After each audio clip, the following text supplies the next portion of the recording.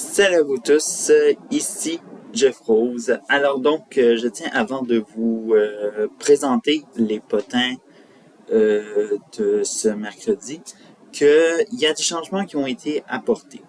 Donc, premièrement, au titre, avant, vous voyez les trois titres les plus importants. Désormais, ça se réduit jusqu'à un titre seulement.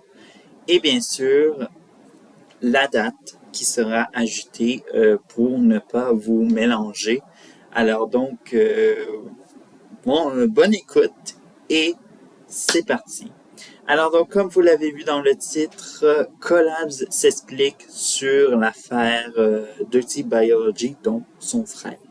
Donc, évidemment, il faut savoir que le 4 janvier dernier, Collabs, le frère de Dirty Biology, comme on disait, s'est exprimé publiquement dans un long message sur Twitter.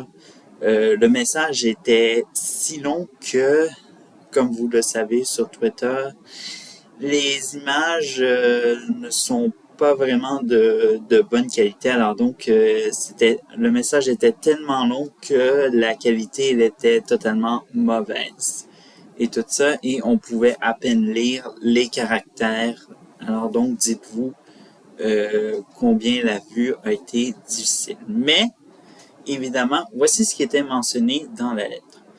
Il était révélé qu'il n'était aucunement au courant de ce qui se passait, de même que d'anciens amis, collègues ont arrêté de lui parler du jour au lendemain. Une fois qu'il a pris conscience de l'affaire, l'affaire a causé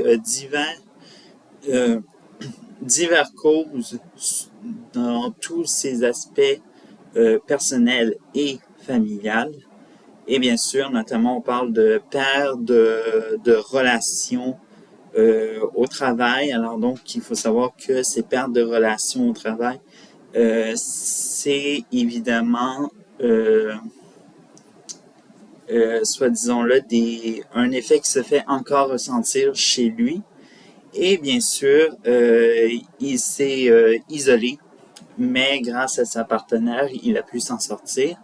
Alors donc, c'est ce qu'on peut retenir de cette lettre, je veux dire, de ce message long, comme ça ne pouvait pas se faire. Bref, alors donc, je vous rappelle que Dirty Biology fait pour l'instant d'aucune arrestation pour l'instant, mais évidemment, il y a des plaintes qui ont été posées contre lui. Donc, 2 ont été posées à des postes de police officiels.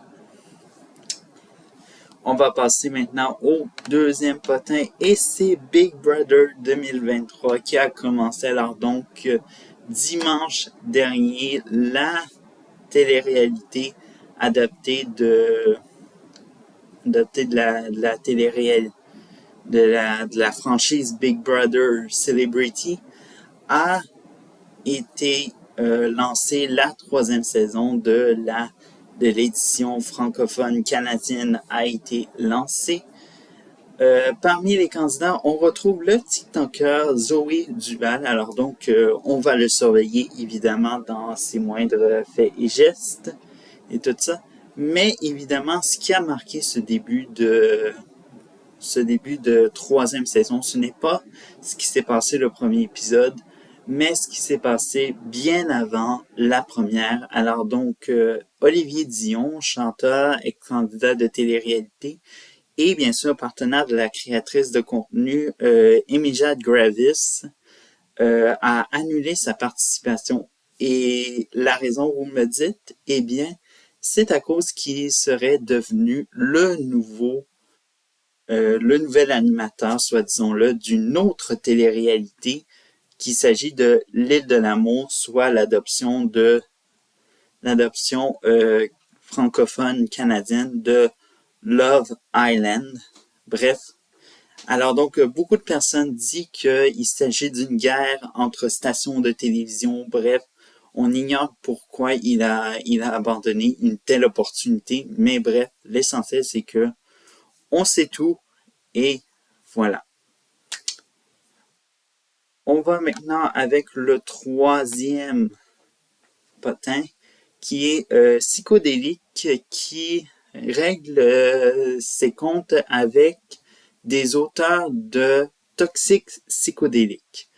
Alors donc, pour tous ceux qui ne savent pas, le créateur de contenu français psychodélique a vraiment toute une communauté de détraqueurs auprès de lui, tellement que cette communauté s'est créée un compte Twitter nommé Toxic Psychodélique.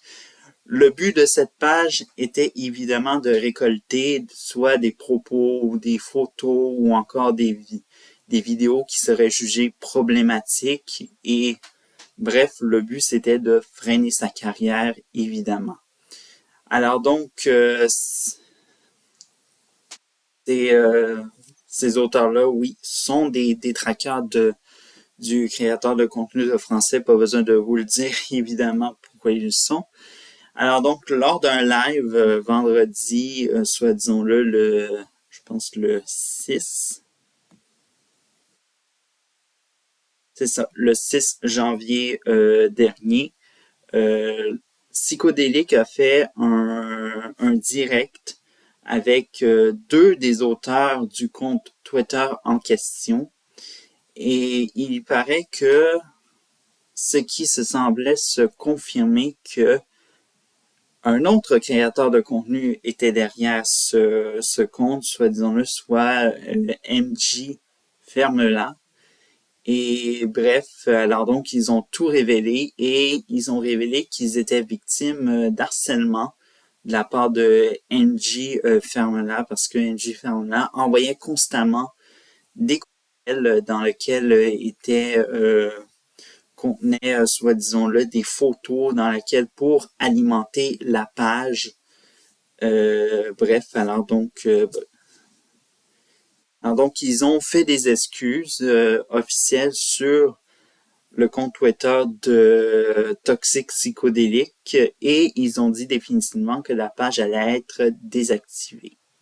Mais évidemment, ça n'a pas plu, on dirait, à une frange des détraqueurs de psychodéliques, puisque une deuxième version de la page Toxic Psychodélique a été créée soudainement. Et bref, alors donc, on ne sait pas où ça va aller, tout ça, cette histoire-là. Est-ce qu'il va y avoir une suite? Bref, voilà, et tout ça. Maintenant, on passe en, soit disons-le, des autres potins en bref. Alors donc, on a Sagiovanna qui a présenté ses résolutions pour 2023. Alors donc, la créatrice de contenu française connue pour ses JVDT a fait un retour sur son année 2022 et bien sûr a présenté ses résolutions pour 2023, évidemment. Alors donc, on parle d'un potentiel déménagement. Alors donc, il faut savoir que la créatrice de contenu a adopté un langage, disons-le, de conjugaison au futur. Bref, alors donc, c'est ce que moi j'ai pu comprendre. Mais dans un autre aspect de sa vidéo, il y a eu un moment où elle a, soi-disant-le, fondu en larmes plusieurs reprises, puisqu'elle a abordé le sujet de sa relation avec son père biologique. Il faut savoir que c'est un sujet qui est très sensible pour elle, puisque son père et sa mère ont divorcé lorsqu'elle était très jeune. Et bien sûr, c'est des hauts et des bas. Alors donc, on lui souhaite que ça se passe très mieux pour se rapprocher de son père biologique. Bref. Mais évidemment, les objectifs personnels de Sagiovanna ne s'arrêtent pas. Alors donc, la créatrice de contenu est un phénomène sur les réseaux sociaux, bien sûr, pour la création de contenu. Alors donc, pour ses objectifs personnels, elle s'est fixée d'atteindre les 500 000 abonnés sur YouTube. Et pour Instagram ou les autres plateformes de création de contenu, elle ne s'est pas fixée d'objectif, mais elle tentera d'avoir la certification sur Instagram, donc le petit crochet avec le rond bleu. Bref, alors donc ça. Et bien sûr, c'est d'assister à plus d'événements parce qu'elle a beaucoup expliqué que à cause qu'elle ne connaissait pas, elle ne connaissait pas beaucoup de monde, eh bien, sa Giovanna ne se désitait rapidement. Et vu qu'elle a fait beaucoup de collaborations avec d'autres créateurs de contenu, eh bien, ça lui donne le goût d'assister à des événements. Bref, alors donc, voilà, alors donc, on souhaite le meilleur pour sa Giovanna pour cette année. Bref. Dernier potin, alors donc, on a Lisandre Nadeau et Claude Bégin qui n'emménageront pas ensemble. Alors donc, lors d'une foire aux questions FAQ, la créatrice de contenu canadienne a répondu à une question s'apparentant à est-ce que vous allez emménager ensemble et elle a cité que ce n'est pas dans les plans.